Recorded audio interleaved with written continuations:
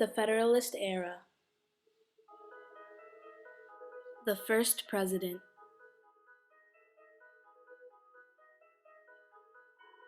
Senator John Langdon wrote to General George Washington, Sir, I have the honor to transmit Your Excellency the information of your unanimous election to the office of President of the United States of America.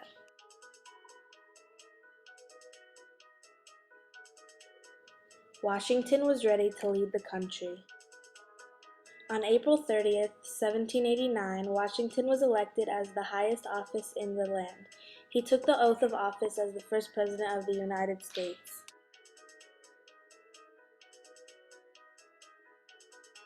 Vice President John Adams was standing by Washington's side under the federal Constitution. Before Washington became president, he led his troops to victory in the Revolutionary War, then returned to his regular life as a citizen. George Washington was aware of how his new traditions or precedents as a president would affect the United States. Washington remarked that no slip will pass unnoticed. Vice President John Adams was supporting Washington's presidents, although ultimately the president made the official decisions. Washington also had to discuss the structure of government with the new Congress and make many decisions. In 1789, Congress established 3 executive departments: a Department of State to take control of foreign affairs, a Department of Treasury to handle the nation's finances, and a Department of War to manage the military. Washington chose people to be in charge of these 3 departments: Thomas Jefferson as Secretary of State, Alexander Hamilton as Secretary of Treasury, and Henry Knox as Secretary of War. Washington also made Edmund Randolph Attorney General.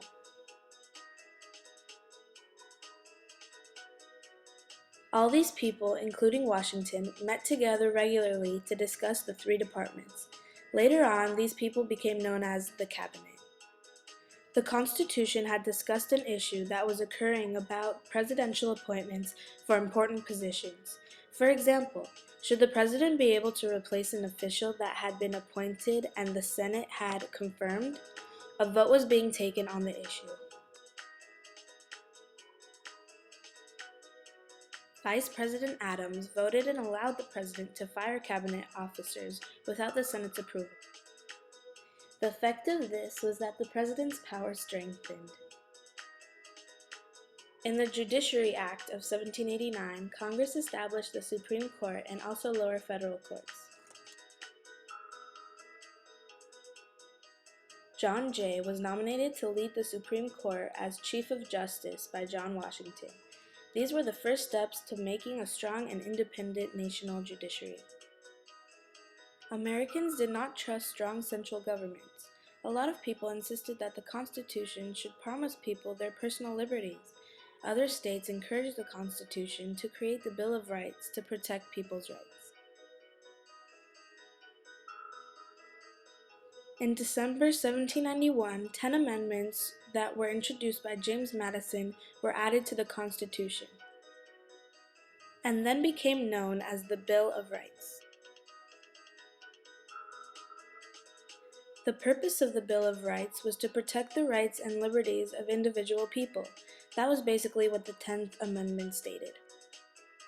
George Washington was mainly concerned about the military and what was going on with other countries as well. He left the economic matters to Alexander Hamilton, the Secretary of Treasury. The new nation had been borrowing millions of dollars from foreign countries and also American citizens. This resulted in a huge national debt for the nation.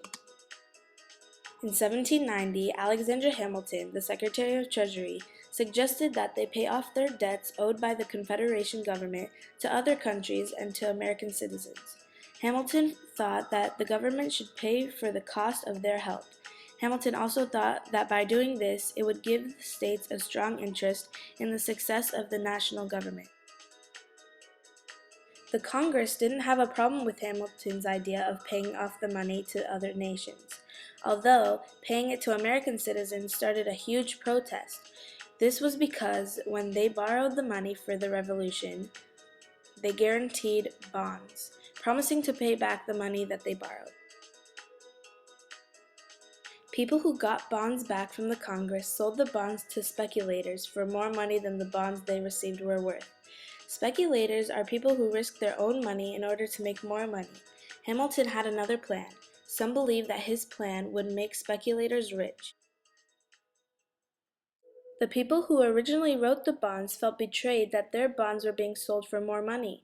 They did not like Hamilton's plan. They argued to the Congress about Hamilton's idea. Southern state leaders also complained that they would have to pay more under Hamilton's plan. Hamilton compromised with the Southern leaders about his plan. He proposed to first pay off the state's debt, and in return to settle a permanent capital in the South. It then became known as Washington, D.C. Hamilton asked the Congress to create a national bank, the Bank of the United States.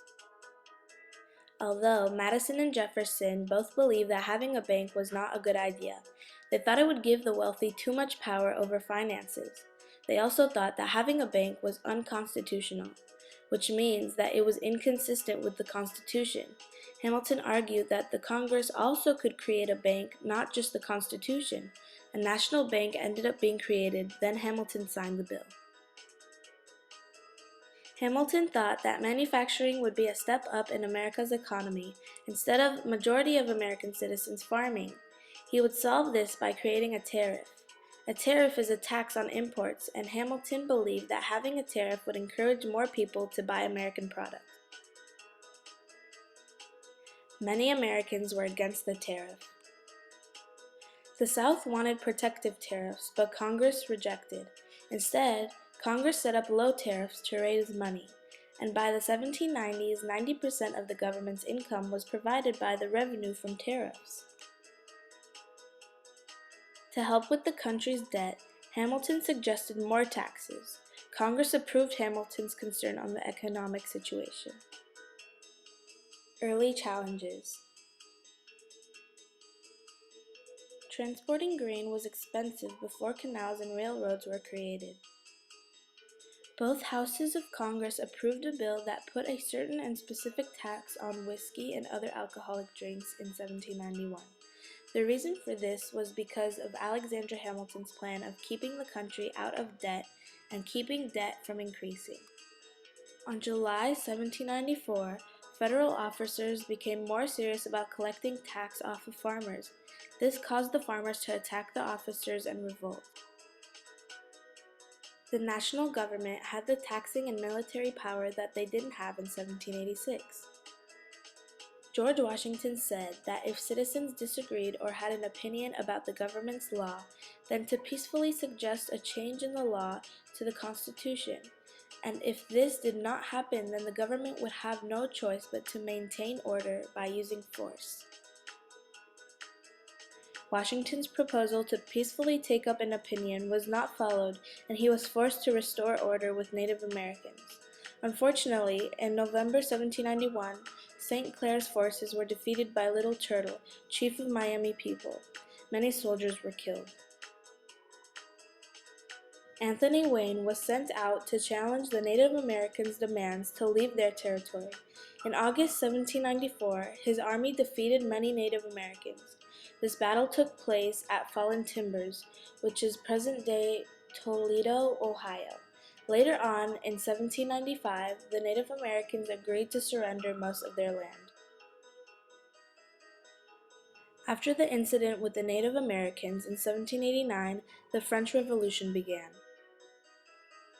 Then, in 1793, the French Revolution became bloody and many people were executed, including the King and Queen of France. Washington hoped that when Britain and France went to war in 1793, the nation would still keep its neutrality, meaning not to take sides in the war. In 1793, the French sent out diplomat Edmond Genet to the United States.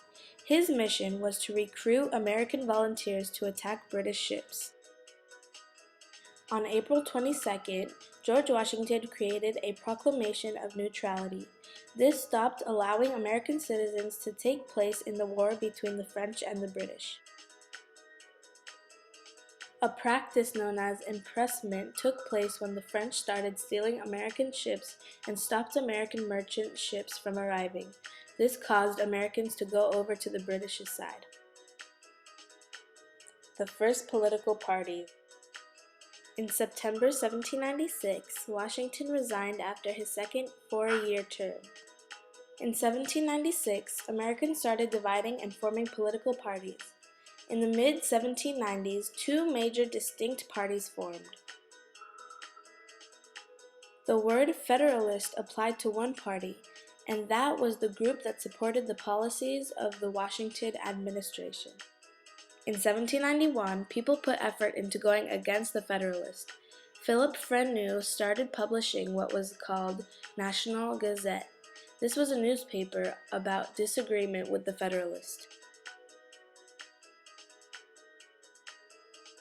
Hamilton viewed that the Federalist government had implied powers. These were powers that were just suggested but not stated in the Constitution. The Federalists thought that the public office should be run by honest, educated men who owned property. They believed that these men would help protect everyone's rights. Although, in contrast, Republicans believed that a strong central government run by a few people was not a good idea. The Republicans thought that ordinary people should run the public office. The two political parties moved farther apart when both Jefferson and Hamilton resigned in 1793 and 1795. The Federalists and Republicans put together meetings called caucuses. These meetings were for the new elections that were going to be taken place soon, since two members resigned. The new president and vice president were elected. The new president now became John Adams, and the vice president became Charles Pinckney. America was having a crisis with France when John Adams took office. To avoid war with France, John Adams sent a delegation to Paris to try to solve some issues in 1797. Although Charles de Talleyrand, the minister of France, did not want to meet with John Adams and the Americans. Instead, Charles de Talleyrand sent 3 agents to America to receive a bribe or loan. The Navy Department was established in April 1798 because of the response back from France about war. The Navy Department saved money for building warships. American and French vessels collided between 1798 and 1800. War was not officially declared, but just to make sure, in September 1800, John Adams negotiated an agreement with France to make sure that there will be peace. A threat to war by France made American citizens suspicious of aliens. Aliens, in this case, are immigrants who were not citizens but were living in the nation. New arrivals of aliens caused the Congress to pass a group of measures known as the Alien and Sedition in 1798. Sedition refers to activities that were meant to weaken established governments.